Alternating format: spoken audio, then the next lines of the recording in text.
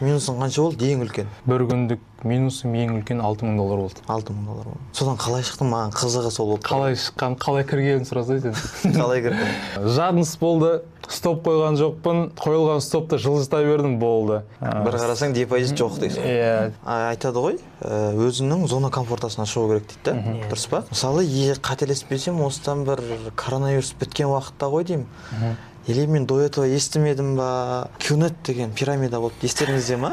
Естеріңізде, біраз адамдарға кірді, таныс балалар, класстастар дегенше. Но бірақ қарап отырсам ше, трейдингта минус болады дейді да, минустан қорқатын мысалы. Бір айта кететін нәрсем ше, сол Qnet келді, Қазақстанның біраз бөлігі өзгеріп кетті, байқадыңдар ма? Мысалы, бір зарплатамен өмір сүріп жүрген адамдар екі жұмысқа істейтін болды. Потому что не бар? Ар жақта кредиттер, минустарды жабу керек қой. Мына туыс-туғанға алып берген қарыздар бар да, солар жабу керек. Мен ойлаймын ше, ол трейдингта базар жоқ, минус болады. Ал минус сені зона комфортынан шығаруға көмектеседі.